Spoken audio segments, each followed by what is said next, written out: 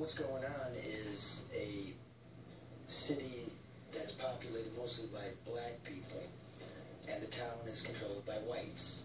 And the police force is 95% white, and basically I think people don't want to take it anymore. That's what's happening in a nutshell. Now, there are people who are legitimately upset about the shooting and killing of an unarmed black man, but there are also people who are using that as an excuse to loot and to steal. Oh yeah, that's garbage. You know, I mean, we all know the story. I don't think I have to go into it, but there was a lot of positivity Friday, and night came and the police didn't come in. They had no assurances from the governor. That's one reason a cop wouldn't go in. He doesn't want to kill somebody too. And then it was just handed over to the vandals. And people have been drinking all day. Maybe 100 out of 10,000 people, they can do that, right? But that's not going to move anything forward. Now, I found a very, very, very interesting, spiritual, strong leader. Mid-20s maybe. I mean, it was incredible, this thing we found in Ferguson. Something very positive in a very bad place. Well, let's take a look at the data. Let's do that.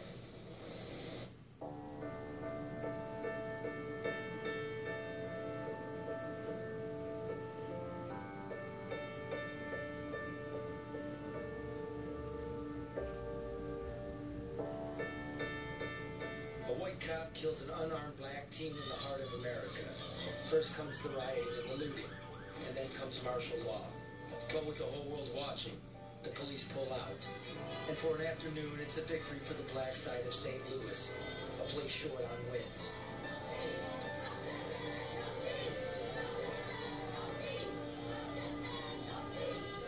They need to stop and go home. It's a green light. You go home too. This is my home. I'm from around here. This is my home. I am home. You can go home. Go, please.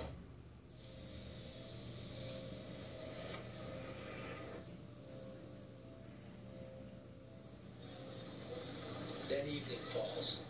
With police nowhere to be found, a band of marauders loots Ferguson, Missouri, once again. Hey, this ain't what it's about, man. Stealing people, other people, yo, the world looking it up. Yo, stealing, man. In some quarters of America, perhaps in your own home, you hear a collective sigh. See, here they go again. But here in the mayhem of Ferguson is a remarkable scene, a remarkable man. We ain't looting in there.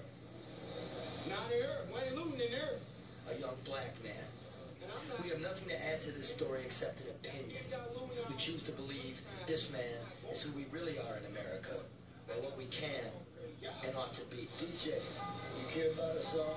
We care about everybody. White, black, Hispanic, Asian, African American. We all out here trying to protect and serve better than what they doing up there.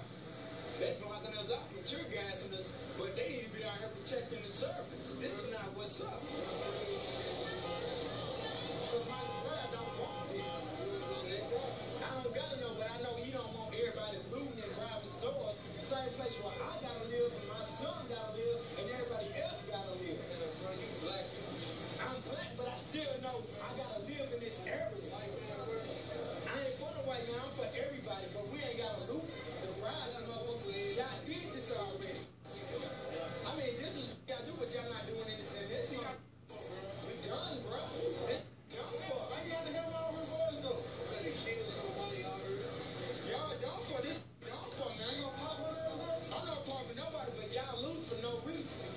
They shot, they killed him for no reason. Yeah, right. And he don't want this for no reason. My son wants this for no reason. This peace. It's not what he wants. This ain't what he wants. Let's eat out this one. We deny it already. Knocking me out ain't gonna do no justice. You mean it? Ain't getting out of nowhere, bro. This ain't what it do. Straight up. I ain't gonna talk about this shit.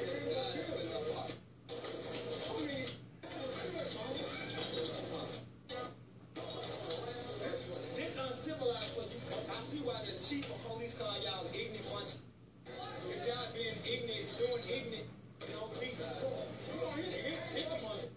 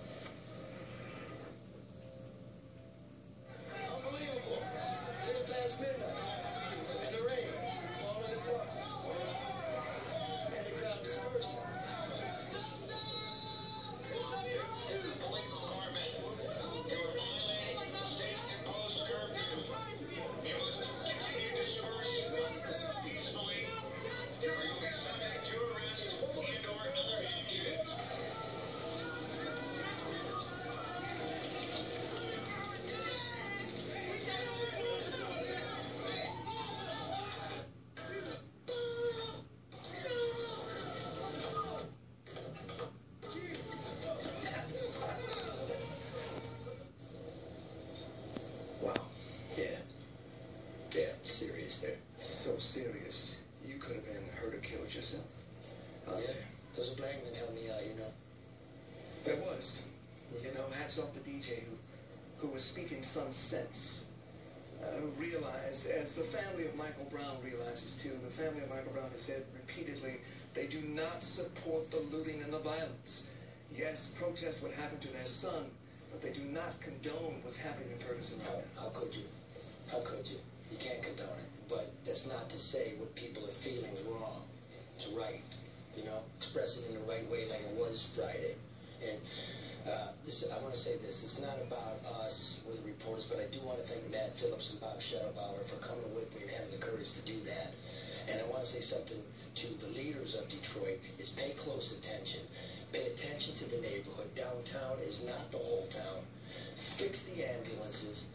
Make sure the police are doing their stuff right and have the right stuff to do it, and invest in the wider community. So it's good what's going on, but be warned, if you ignore it, it's going to pop. But there are many who would say that could not happen in Detroit. It already did. It did in '67, but it would not happen now. It would not happen now, people say, and their reasoning is this.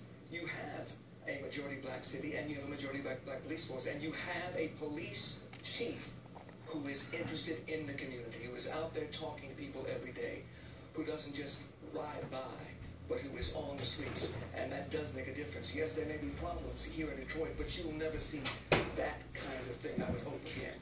Oh, I hope not, but it's, look, the chief says good things and he's out there, but there's no bread out there, and it's not trickling out there, and the infrastructure is not trickling out there, and it's time that not just poor black people, but poor white people, and poor Asian and Hispanic people, and poor red people have a seat at the table. You put them all together, that's a very big swath of this country. And I'm no liberal, just you ignore it, it's starting to fester, more people are falling into that category. We have to acknowledge each other. We have to. And to ridicule what's going on, for some people to not acknowledge the pain of the black community in St. Louis is ridiculous. At least try to see the point of view. Justice may be a long time coming, but at least there is a cry for justice to come. The one thing we have to do is keep talking about it. It won't be resolved quickly, and we're going to do it again on Letter this Thursday. Yeah. We're going to bring you in and have a lot more people, because it's an ongoing issue. It is a reflection of America. Sometimes not a reflection we like to see, but it's there. Kelly, thank you. Yeah, of course. All right. All right. Monica.